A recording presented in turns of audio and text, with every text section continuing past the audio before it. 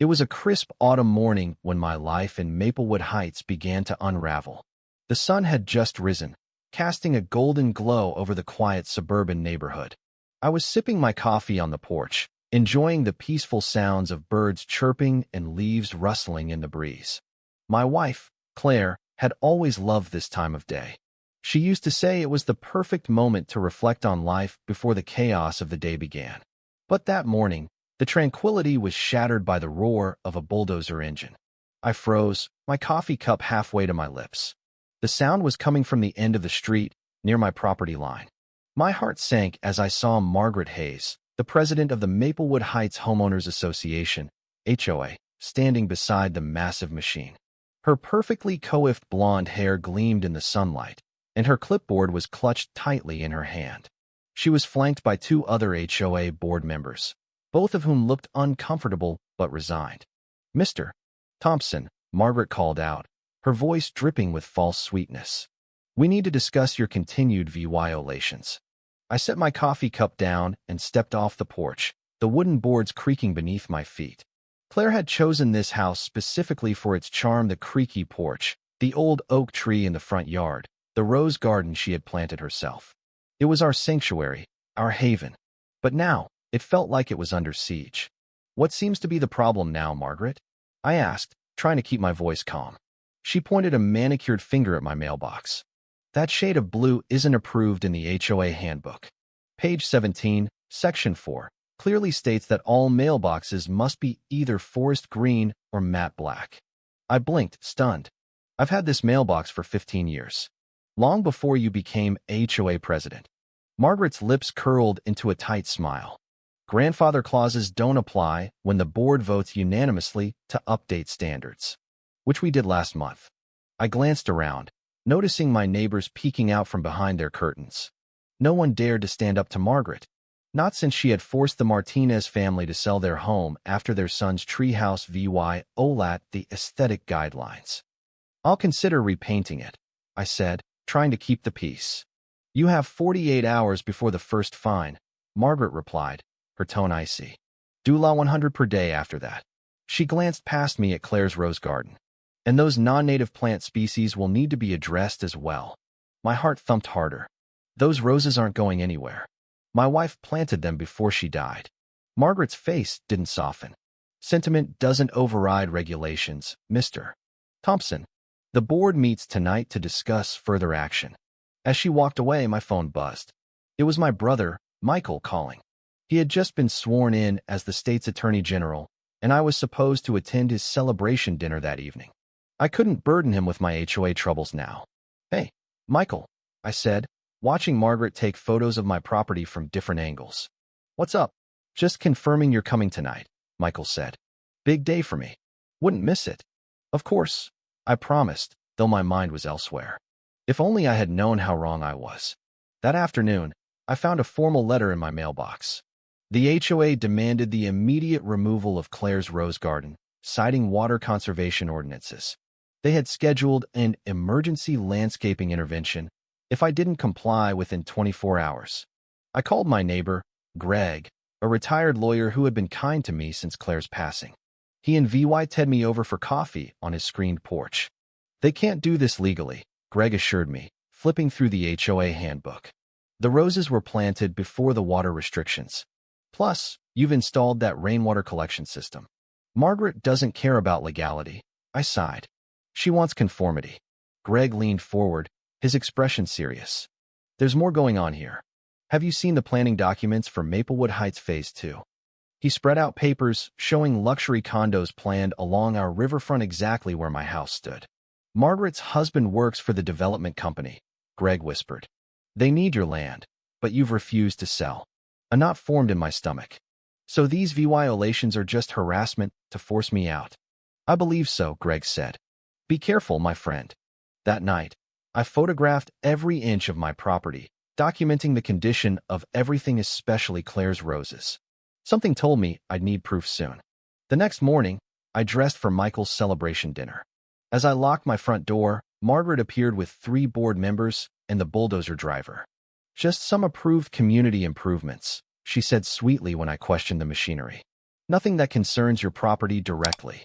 The man operating the bulldozer wouldn't meet my eyes. I'll be back this evening, I told her firmly. No work should happen on or near my property while I'm gone. Margaret smiled. Enjoy your brother's special day, Mr. Thompson. We'll see you when you return. As I drove away, I glanced in my rear VYEW mirror. The bulldozer was MOVYing toward my property line, and Margaret was on her phone, gesturing animatedly.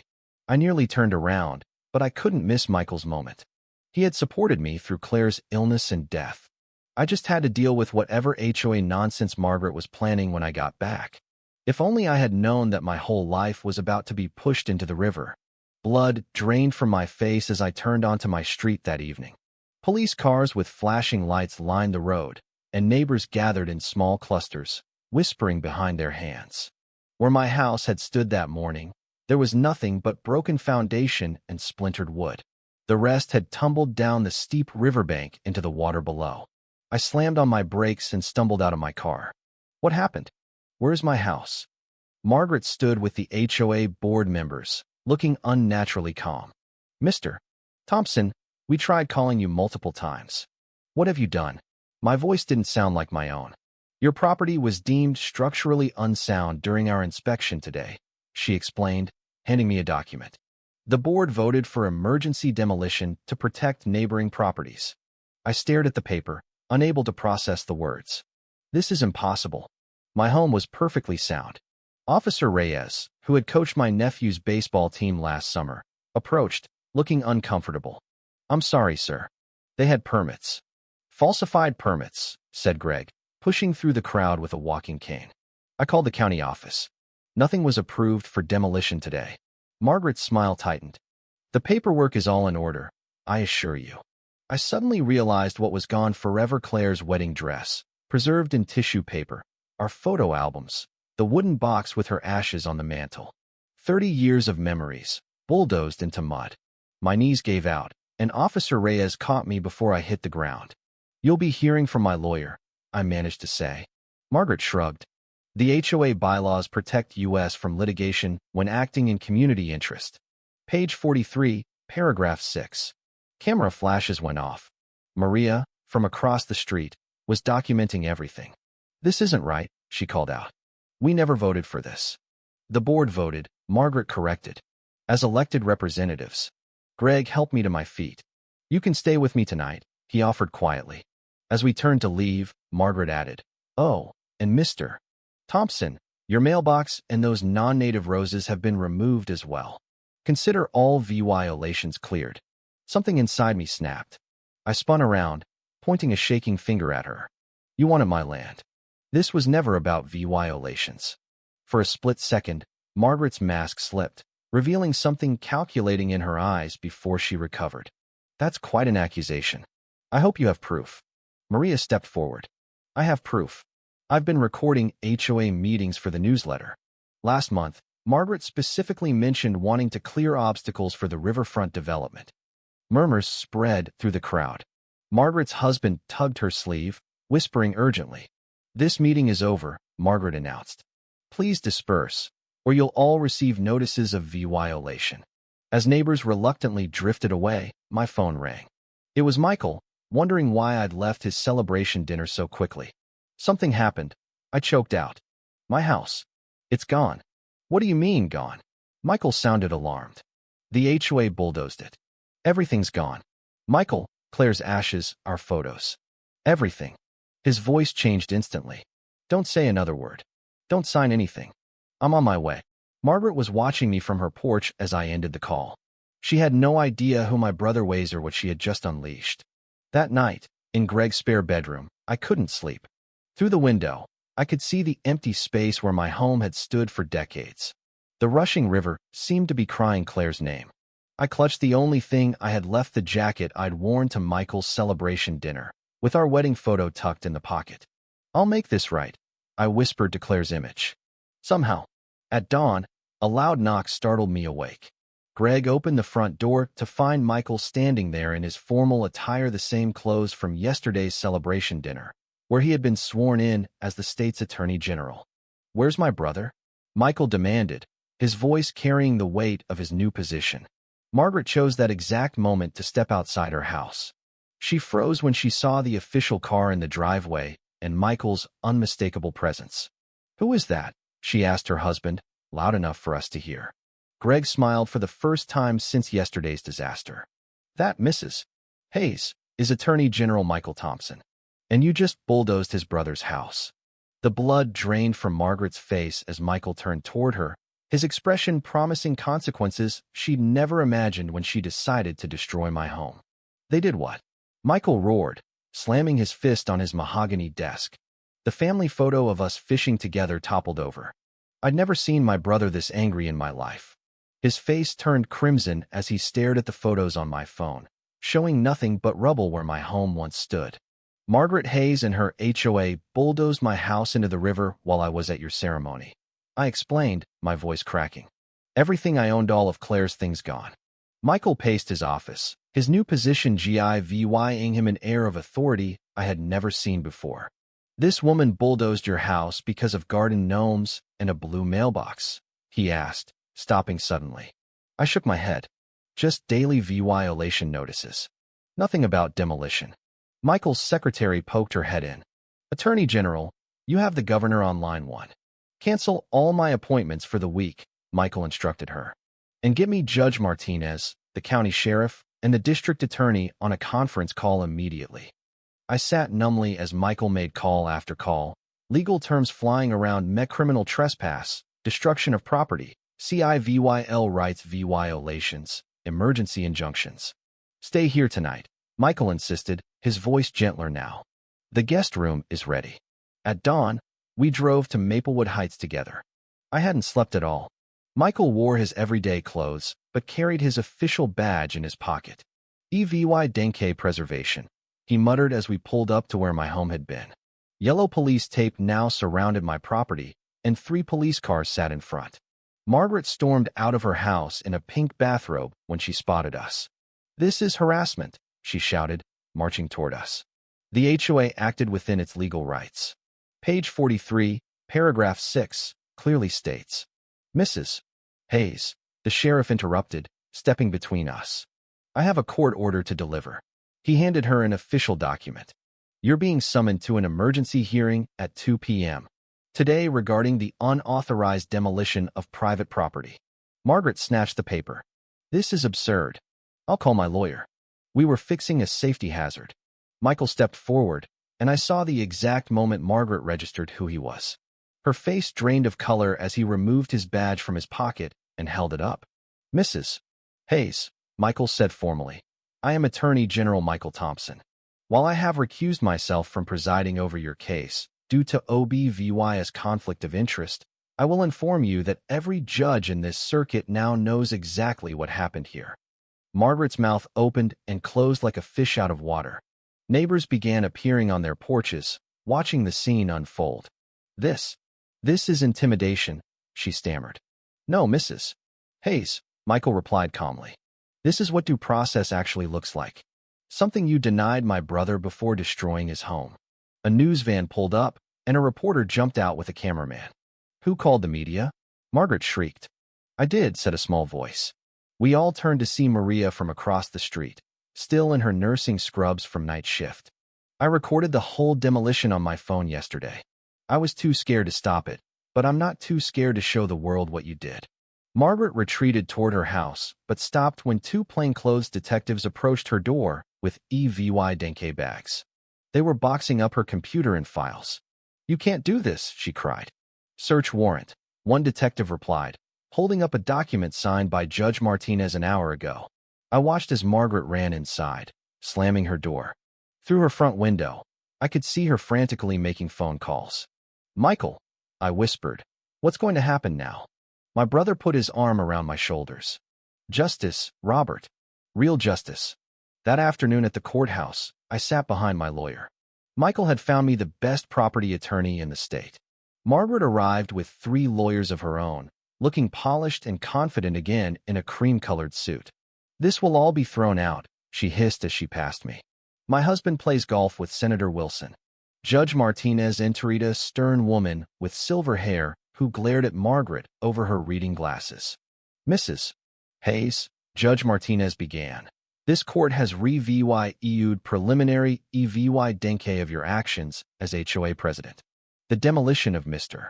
Thompson's home appears to be not only unauthorized by proper HOA procedures, but potentially criminal in nature. Margaret's lawyer stood. Your Honor, the HOA bylaws clearly. I've reviewed the bylaws. Judge Martinez interrupted. The court has copies from 2020, 2021, and 2022. Interestingly, the demolition clause only appears in the version pro VY dead today. Would you care to explain that discrepancy? Margaret whispered frantically to her lawyer, who looked increasingly uncomfortable. From my brother's guest room window that night, we watched as a MOVYing truck appeared at Margaret's house. Men carried boxes out while she super VY said, checking her watch repeatedly. She's running, Michael said grimly, already dialing the sheriff. Margaret managed to load 3 suitcases into her Mercedes before police cruisers blocked her driveway. The officers approached with papers in hand. Is she being arrested? I asked, pressing my face against the window. No, Michael replied. But the court has frozen her assets and ordered her not to leave town while under investigation. She's not going anywhere. As the police spoke with Margaret, I noticed lights turning on in houses throughout the neighborhood. One by one, my neighbors were coming outside, gathering on the sidewalk, watching as Margaret's escape plan collapsed. Would they finally stand up against her tyranny? Or were they just watching another show in our neighborhood drama? I woke to frantic knocking at Michael's front door. Sunrise barely lit the sky as I stumbled downstairs in borrowed pajamas. When I opened the door, I found Maria standing there, still in her nursing scrubs. You need to come quick, she gasped, out of breath. Everyone's at Margaret's house. It's happening now. I threw on clothes and raced with Maria back to Maplewood Heights. What I saw left me speechless. At least 30 neighbors had formed a human chain around Margaret's property. Some held handmade signs. HOA tyranny stops now, and justice for Robert. What's going on? I asked, spotting Greg, the retired lawyer who lived 2 doors down from me. Greg stepped forward, leaning on his cane. Margaret tried to delete files from the HOA cloud storage at 4 a.m. I set up alerts months ago because I didn't trust her. He patted a thick leather binder under his arm. But I kept copies of everything. We're making sure she doesn't destroy any more EVY denke. Maria joined the human chain. My husband called everyone after your brother's people left last night. Margaret appeared at her window, phone pressed to her ear, looking furious. When she spotted me, she yanked her curtains closed. I should have done this long ago, said a tall man I recognized as Dr. Thompson from the end of the street. She threatened to put a lien on my house when my wife was dying of cancer because our lawn wasn't mowed for 2 weeks. More stories poured out. Elderly neighbors on fixed incomes hit with surprise special assessments. Young families fined for children's toys vy Cybele from the street. Selective enforcement against anyone who questioned Margaret's decisions. But why didn't anyone stop her? I asked, bewildered by how much pain one person had caused. She started small, Greg explained, opening his binder to show me meticulously organized documents. First, it was reasonable things stopping the guy who wanted to paint his house neon green, fixing the broken playground. Then she replaced elected board members with her friends through loopholes in the bylaws. He flipped through pages of financial records. Look here, the landscaping company that charges triple market rate, owned by her cousin. The construction firm that got the clubhouse renovation contract. Her husband sits on their board. A police car pulled up, and Greg immediately approached the officer. We have reason to believe EVY denke destruction is in progress, he said, handing over some papers. These are copies of financial records showing possible embezzlement from HOA funds. The officer radioed for backup as a sleek black Audi screeched to a halt. A man in an expensive suit emerged. Margaret's husband, DVYD Hayes. What is this circus? He demanded, pushing toward Margaret's door. Get off my property, all of you. Not until the police finish their investigation, Greg replied calmly. DVYD's face reddened. Do you know who I am? I'll have all of you sued for harassment. Do you know who I am? Countered a soft voice behind him. Michael had arrived, dressed in a simple suit without his official badge. I believe the police have some questions about your involvement in the Riverside Development Project, Mr. Hayes. DVYD's angry expression faltered. I don't know what you're talking about. That's odd, Michael said, checking his phone. Because I have emails between you and Apex Text developers discussing how acquiring my brother's property would complete the riverfront parcel for your luxury condos. He looked up. Email sent the day before his house was mysteriously bulldozed. The color drained from WYD's face. By noon, news vans lined our street. Reporters interviewed neighbors while police carried out boxes of documents from Margaret's home. Inside the community center that afternoon, we gathered for an emergency meeting. Greg stood at the podium with the county registrar. The HOA bylaws filed with the county never authorized the demolition of homes, the registrar explained, showing side-by-side documents on a projector screen. These appear to have been altered sometime in the last month. Murmurs spread through the crowd. Furthermore, Greg added, I've uncovered that due law $427,000 of our HOA funds were transferred to a shell company called Riverside Holdings LLC in the last year. He paused dramatically. A company owned by WYD and Margaret Hayes. Gasps filled the room. The HOA treasurer, a timid man named Frank who had always supported Margaret, stood up shakily. I signed those transfers, he admitted, his voice trembling. Margaret said they were for the new security system and landscaping improvements. She had invoices and everything. Forged invoices, Greg corrected, displaying documents on the screen. The real vendors were never paid. The afternoon court session was packed with my neighbors. Margaret and WYD sat with their lawyers, no longer looking confident. Judge Martinez entered, reviewing new EVY Denke before looking up sternly. Based on the financial records pro-VY dead by Mr. Greg Peters and testimony from board members, this court finds probable cause for criminal charges of fraud, conspiracy, embezzlement, and destruction of property. Margaret's lawyer jumped up. Your Honor, my client was acting in good faith. Save it for trial. Judge Martinez interrupted. Mrs. Hayes, Mr.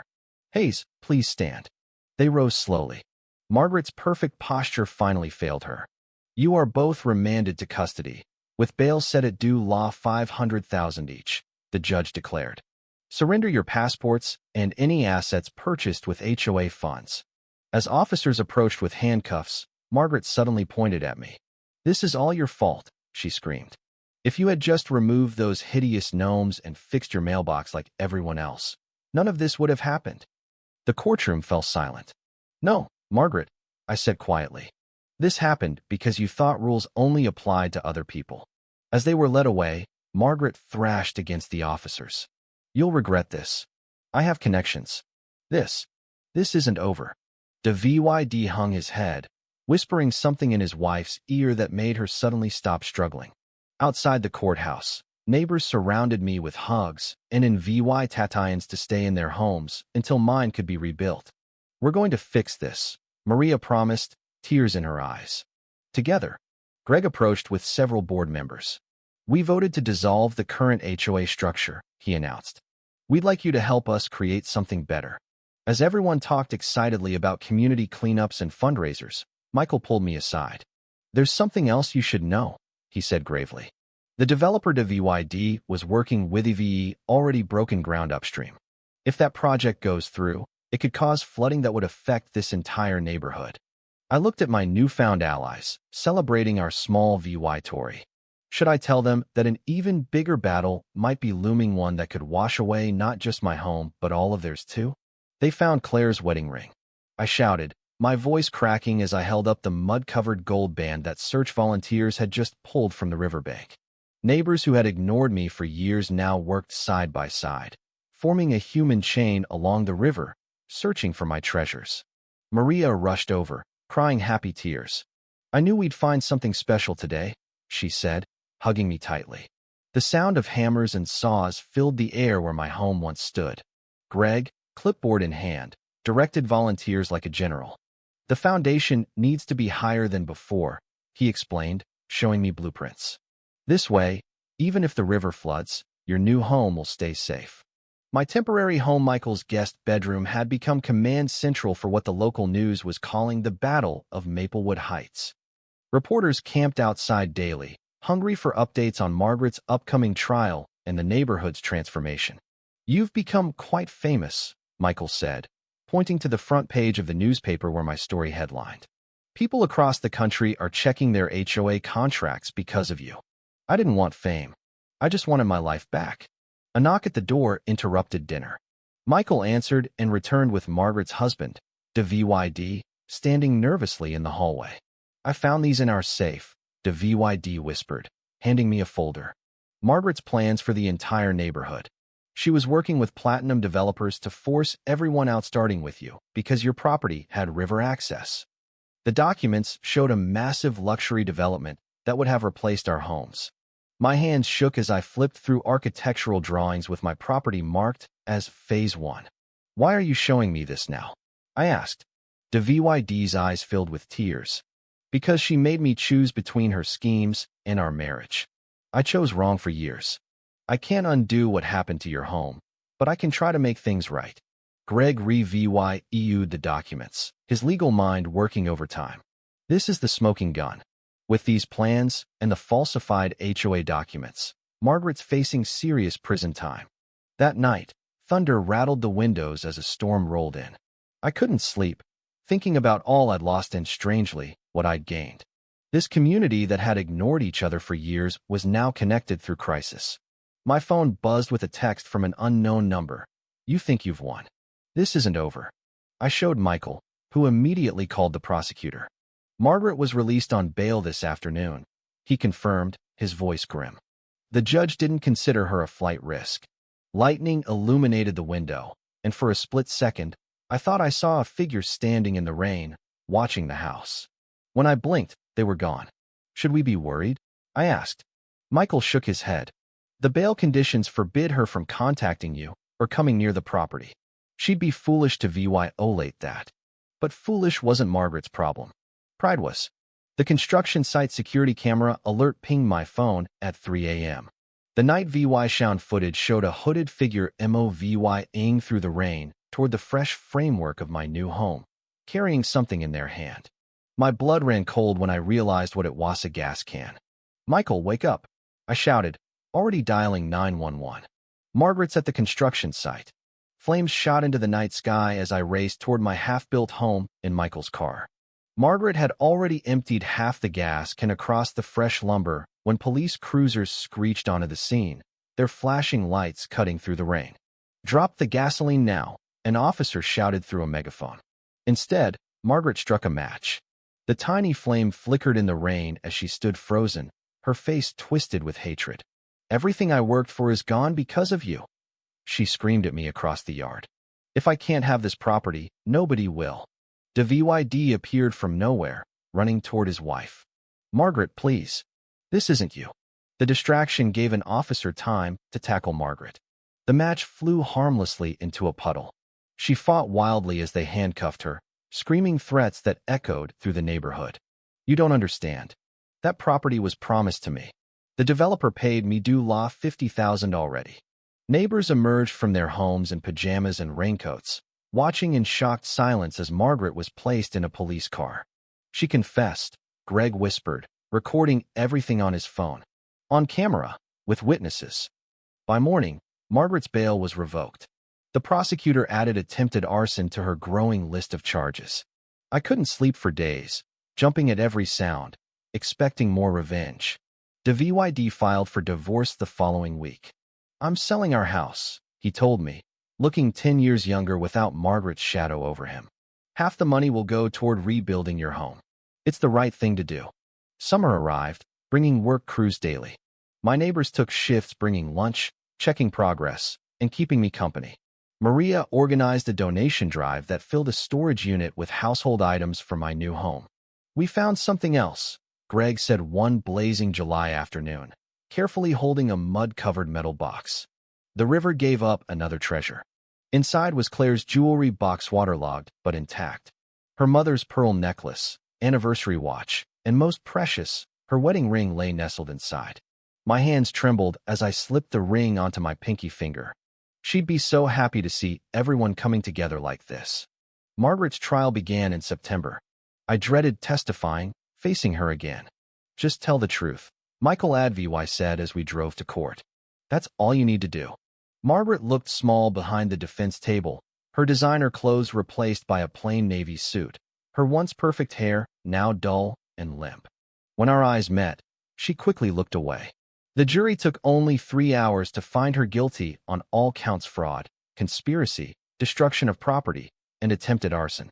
The judge, a colleague of Michael's, showed no mercy. 20 years, he pronounced, his gavel crack echoing through the courtroom. And full financial restitution to all VY Tims. Cameras flashed as Margaret was led away, her face blank with shock. Winter melted into spring as my new home neared completion. On MOVYing Day, the entire neighborhood arrived with furniture, food, and flowers. "We have something to show you," Greg said, guiding me to the front yard where a stone bench sat under a flowering cherry tree. The plaque read, "Rose Garden where new beginnings take root." "My wife would have loved this," I whispered, touching the cool stone. That evening, as neighbors gathered on my new porch for an impromptu housewarming, Michael raised his glass. "To communities that stand together," he said, "and to brothers who never have to face bullies alone." Robert, now dating Maria in a surprise twist that delighted everyone, added his own toast, "To second chances." I looked around at these people, once strangers, despite levying feet away, now friends brought together by disaster. The new community charter hung framed in my entryway, signed by every homeowner. Its first rule, written in bold: homes are for people, not power. As fireflies blinked in the summer twilight, children played tag across lawns no longer governed by petty rules. Dogs barked joyfully without fear of violation notices. Gardens grew wild and beautiful. "You know," Greg said quietly beside me, "Margaret wrote me from prison last week." My heart stuttered. What did she want? To apologize? He nodded, looking as surprised as I felt. She said losing everything made her see what actually matters. I looked at my rebuilt home, different from before, but somehow better, and nodded. Sometimes that's what it takes. Months later, I stood at the edge of my property, looking out over the land that had been in my family for generations. The scars from the attempted development were still there, but nature was slowly reclaiming them. The grass was growing back, the trees were healing, and the wildlife was returning. I had thought about selling the ranch after everything that had happened. The memories of the fight, the fear, the constant threat, it had all taken its toll. But in the end, I couldn't do it. This land was more than just property. It was a part of me, a part of my family's history. And now, it was safe. I turned and walked back toward the house, my boots crunching on the gravel driveway. I had a lot of work ahead of me, building the barn, repairing the fences, restoring the land to what it had once been. But for the first time in a long time, I felt at peace. I had fought for my home, and I had won. And no matter what challenges lay ahead, I knew I could face them. Because I had proven something to myself and to everyone else, that no matter how powerful the forces against me, I would never back down. The land was mine, and it always would be. If you were the one in this story, how would you react? Would you stand up and fight back, or accept the unreasonable pressure and control from the HOA? Share your thoughts in the comments below. And don't forget to subscribe, like, and share this video with more people. Your small action gives us the motivation to keep bringing you more intense and engaging stories. Thanks for watching, and we'll see you in the next video.